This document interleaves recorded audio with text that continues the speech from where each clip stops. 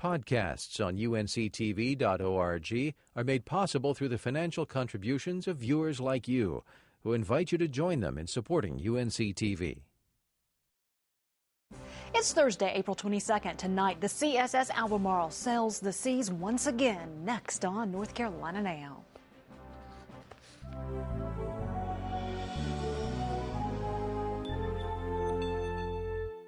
North Carolina Now is made possible through the financial contributions of viewers like you, who invite you to join them in supporting UNC-TV.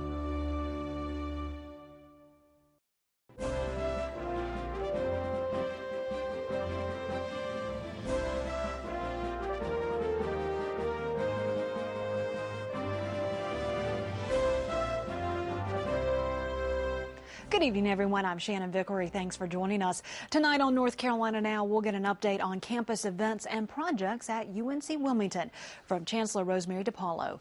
Later, we travel to the mountains to visit a new interactive exhibit where Clifford the Big Red Dog helps children learn healthy habits.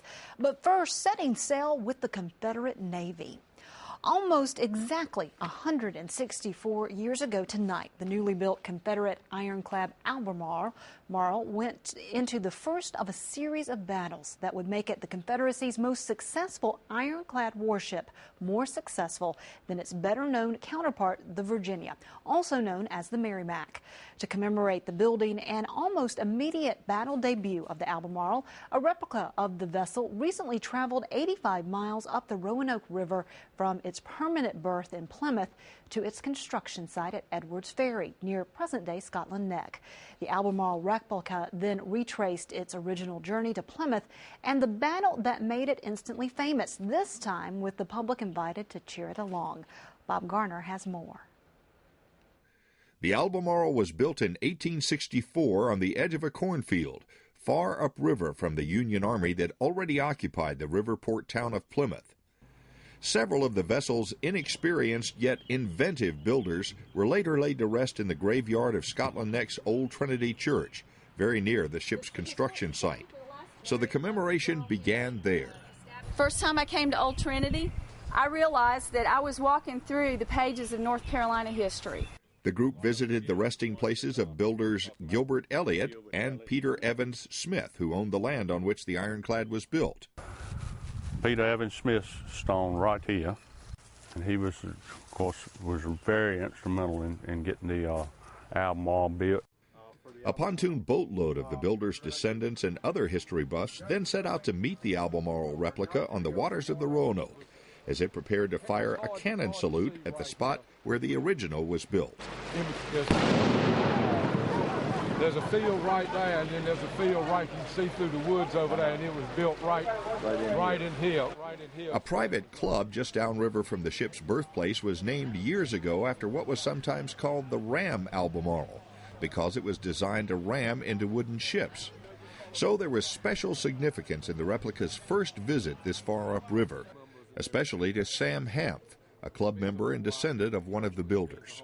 You've got a replica of the boat in there on the mantelpiece. You've got pictures up on the walls. You've got the original plans. Yeah. It's just, that's why when we formed the club, we were thinking of what are you gonna call the club, and then it was one of these things that just stood out in our mind around the Albemarle Club, because this is where it was built.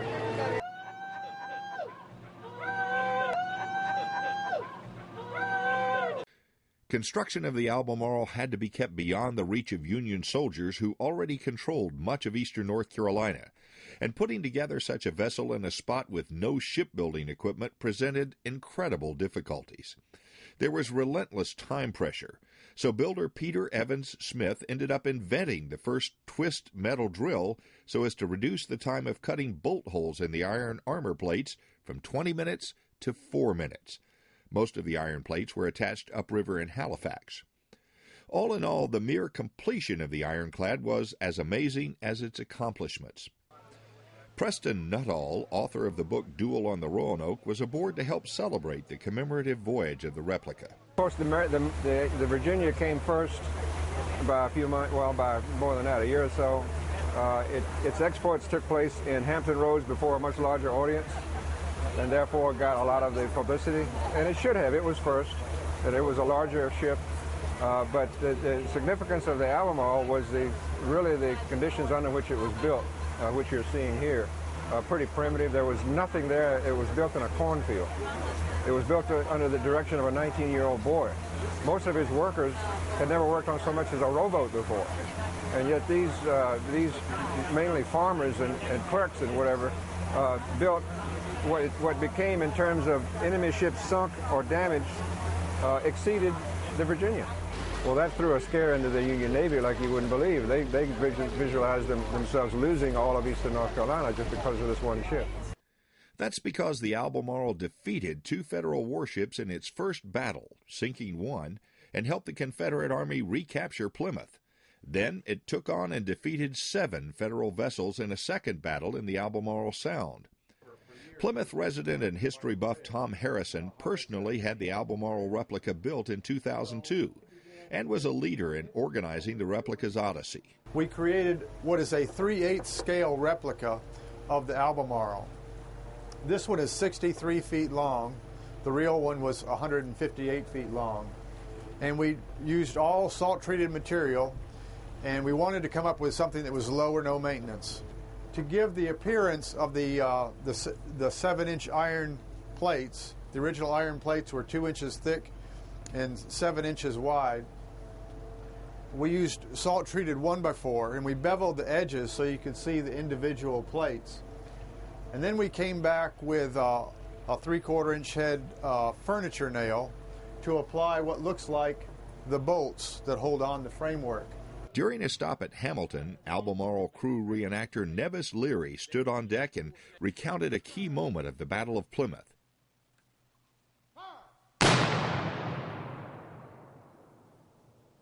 The Albemarle had rammed so deeply into the Union ship Southfield that she became stuck and almost sank along with the Federal vessel. And as the Southfield sank, it pulled the Albemarle down so deep the water ran into the gun ports. But unfortunately for the Albemarle crew, when the Southfield hit the bottom, it rolled and the Albemarle popped up. By that time, the Miami had come up and was so close that they could literally touch one another. And Flusser was the captain of the Miami, and he was possessed with the idea of sinking the Albemarle. A web of gun emplacements known as Fort Branch is sunk into the top of this bluff downriver from Hamilton. The fort successfully kept Federal craft from ever getting upriver to reach the key railroad head at Weldon, which helped carry supplies to Lee's army in Virginia. On this day of observance, Confederate reenactors at the fort and the Albemarle replica below exchanged gun salutes.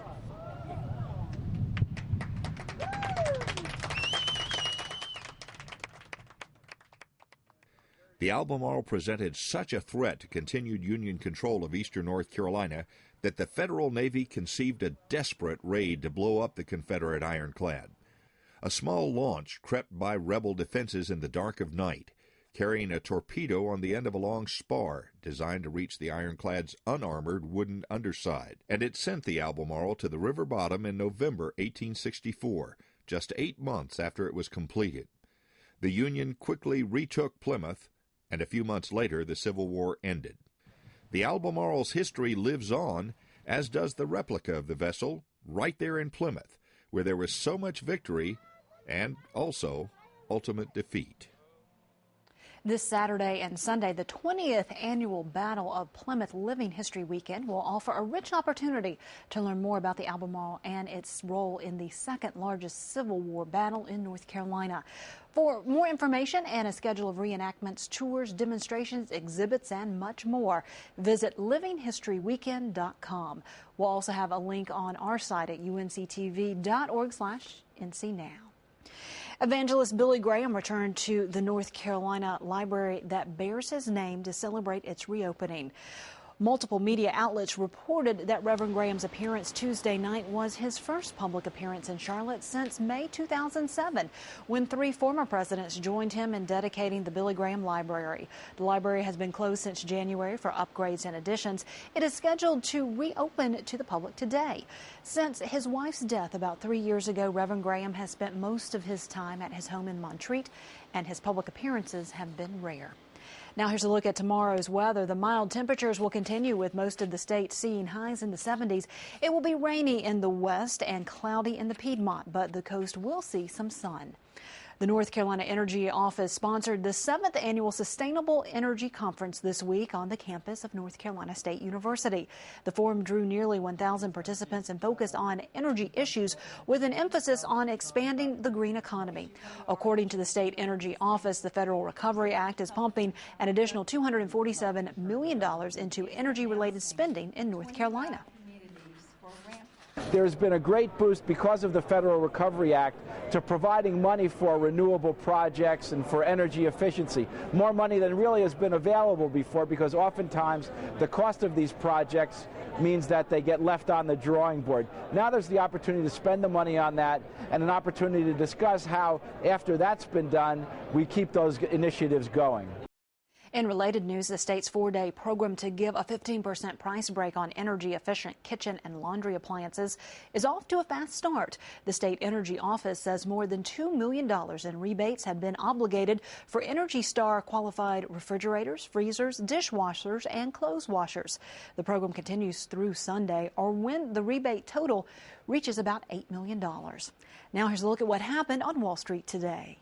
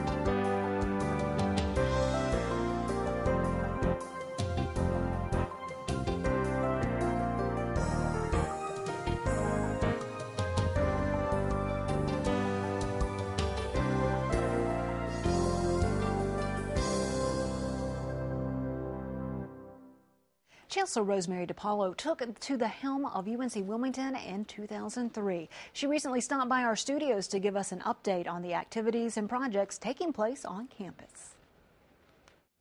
Chancellor Rosemary DiPaolo, welcome back to North Carolina Now. Thank you, Shannon. It's great to be here.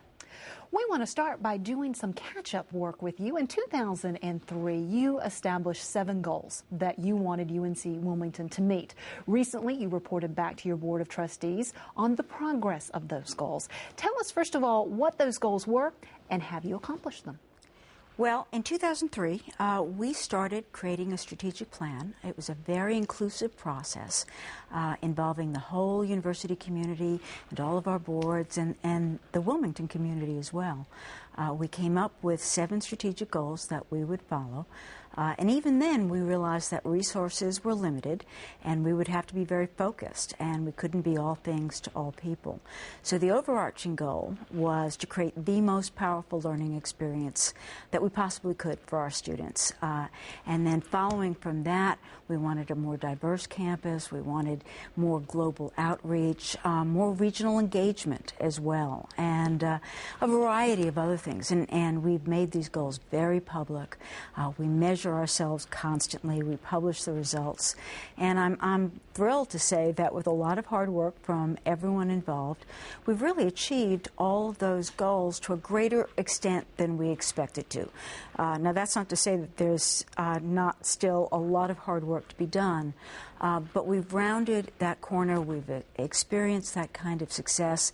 And right now we're on to realizing that we need to set goals for the next 10 years. And we're calling that Vision 2020 and defining where we want UNCW to be in that year and in the next decade, charting out the work that we have to do. And nothing really has changed in a sense, because still the overarching goal is how do we make sure that our students have a learning experience that truly is powerful. And to do that, we try to make certain that all of our students are involved in scholarship, that they have an international experience, and in fact we started a passport office on campus, and that they're all engaged in service activities to become real citizens and contribute back. And you put all that together, and they're really ready to enter the workforce in the 21st century. As you do look ahead towards 2020, what are the things that you see in the future for UNC Wilmington? Well, you know, UNC Tomorrow has influenced all of us in the system, and we've been working very hard on that. And we are primarily an undergraduate institution. Nevertheless, the way we serve our region is through our graduate programs, because people can't travel to the Triangle or to other places. And so we are adding more graduate programs, particularly at the professional master's level, but as well some doctoral programs. And I think that you'll see that we will double the size of our graduate program in the next 10 years. In the midst of all of this planning, you are also dealing with a state budget situation to where all of the UNC campuses have sustained budget cuts over the last couple of years. How has that impacted UNC Wilmington? It's been hard for every campus, and I know that. The chancellors all talk, and I know what we're going through has been very difficult. I've been thrilled at how people have come together. They've been creative, they've been collegial, they've shared. So there have been a lot of good side benefits from it in terms of our great spirit of collaboration throughout all of this. But we've had to cut back in various ways. And of course, we're all waiting for the next round, and we know that's inevitable. But we've always done magic with few resources at UNCW. And so we know that we're going to get through this. You have, during this time, gotten some positive reviews from Kiplinger's and the Princeton Review. Tell us about those.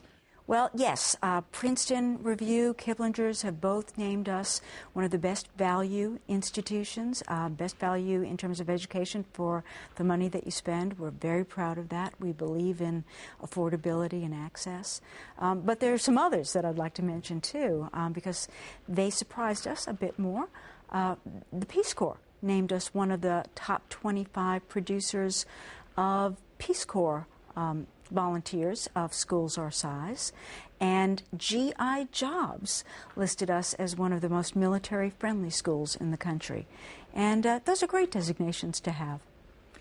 One of the other areas where you're getting a lot of national attention is in the area of environmental research, and especially some of the deep sea research that you do at UNC Wilmington. Tell us about some of the projects that are ongoing that really are focusing on North Carolina's environment as well as larger environmental issues. Well, of course, our STAR program, and I think any of our other great departments would acknowledge this as well, is marine science. We really are a leader in marine science. We're building a marine biotechnology building right now with stimulus money that we got. And we're doing incredible research. One of the pieces of research that attracted the most attention, of course, and is ongoing, is our scientists discovered an antitoxin called Brevinol in red tide, and it turns out to be a therapy for cystic fibrosis. And so that's in the drug development stage, and we're thrilled about that. But they're also doing wonderful work with coral reefs, with ecosystems along the coast, and we're partnering with other schools throughout North Carolina and abroad and throughout the rest of the country on this work as well. As you are looking towards the future, we've talked about some of the things that you're looking towards with your planning for 2020. For the next year and a half, what will be your top priorities for the campus? Well, of course, having us fiscally sound has to be a top priority. But really keeping the focus while we're dealing with these budget realities. That has to be any chancellor's job, and keeping people engaged in the very hard work of the university. I think everyone is so proud of our students, particularly at this time of the year, and making sure that they truly are pushed and challenged and supported and do the kind of work that inspires us all as we go to the recognition ceremonies at this time of year, just before graduation. The other day I went to a research conference by our students, and they're doing amazingly sophisticated work. We need all of our students in whatever field that they're studying to go off and to become the leaders, not just in those fields of study, but in our communities and for our state as well. Finally, if someone has not been on campus recently and they were to come for a visit, what would they walk away knowing about UNC Wilmington? I think they'd be stunned, first of all. We've had a physical transformation of the campus, and through the bond issue, of course, in 2000, we had so many buildings, and then since then, we've built a lot of new buildings, including almost doubling the number of beds for our students on campus. So we really have become a residential campus. The kids are out there, the students are out there 24/7, and it has to be the friendliest campus in the world. You can't walk across campus without people saying hello to you, whether they know you or not. And it's just a great feeling to be on the UNCW campus. Chancellor DePaulo, thank you so much for coming and sharing all of this information with us. Thank you, Shannon. It's been a pleasure. It's a dog's life for human children in Western North Carolina as the Health Adventure hosts a new exhibit based on the hit books and the PBS show Clifford the Big Red Dog. Claire Monroe went to Asheville to check out the Paws on Fun. Clifford, his friends, and his home on Birdwell Island come alive in the Health Adventures special exhibit, Adventures with Clifford the Big Red Dog. This looks delicious. 6-year-old Shannon Dowdy staffs the Fish and Chip Shack, just like she's seen on the TV show. Right now they like the make-believe restaurant the most, I think, and serving me and playing with the play money. The children will relate to something they see on television, or they relate to the character or the parent well. Even when my children were small, they loved Barney. So anything that was Barney, we had to go and be a part of. But Clifford has been around with the children's television series, but also with the books. And so children relate to that. It's something that they feel like is part of them. And the character Emily Elizabeth and Clifford and Cleo and Birdwell Island, children seem to know what that is, and so they feel comfortable exploring, and that's what we like to have. From taking a ride on the Birdwell Island ferry to palling around with a larger-than-life Big Red Dog, the Clifford exhibit at the Health Adventure aims to deliver both supersized fun and some supersized life lessons. Learning and sharing and being a friend and being a good neighbor and all those sweet things that we oftentimes just think, well, they're going to know anyway, but we get to teach that here. But I think definitely the sharing and taking turns, they've already started to do that. There were some other kids playing in here when they came in, and they kind of just all joined in together and took turns when they started. 7-year-old Bridget Dowdy learned the lesson. I'm the mail carrier. I'm picking up everybody's mail from the mail station. Often I talk to kids when we're doing the Clifford story time. What if Norman Bridwell had gotten this idea for a book about a big red dog, but he thought, no, that's silly, and he never did it. And I think that one thing that small kids don't always realize is that when people work together and when they get a good idea and they really go for it, that is how everything good in this world happens. The fact that it allows parents to explore their imagination with the kids, there's a great little Jeep here that the parents can climb in with the kids and the kids can take a pretend ride. It opens the door for conversations, and it opens the door for downtime. And look, we all need FaceTime with our kids, and so I think that is a really important part of this exhibit. Are we going to drive to go see Clifford? No. Playing and dress up and imagination and all of those things. Oh, yeah. Anytime we can get out and dress up and burn off some of this energy and be creative and learn to get along with others and share, it's all good stuff. Very good stuff, according to the younger set. I like it. Oh! Mommy! And there are just enough surprises to keep the kiddos on their toes. There's a teeth up there. Oh my gosh.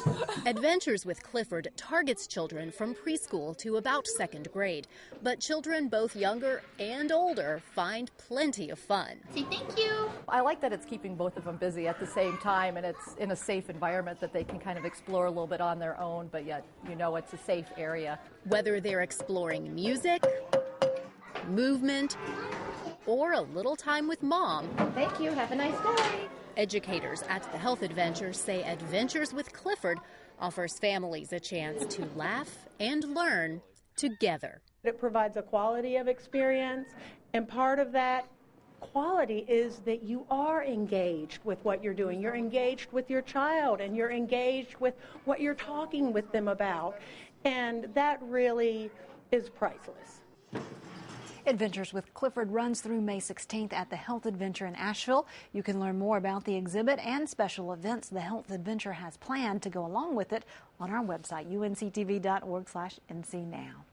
Finally tonight, be sure to watch UNC TV this evening for a special preview of the newly redesigned North Carolina Museum of Art.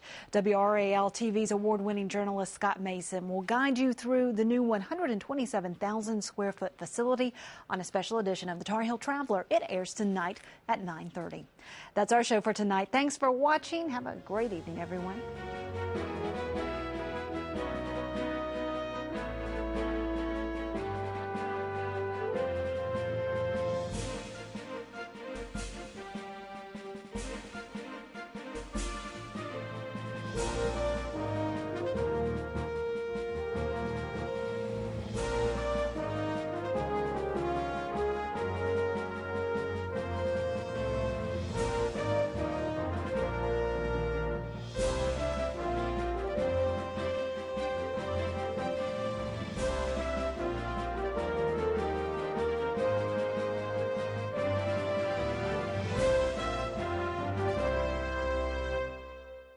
North Carolina Now is made possible through the financial contributions of viewers like you who invite you to join them in supporting UNC TV. Podcasts on unctv.org are made possible through the financial contributions of viewers like you who invite you to join them in supporting UNC TV.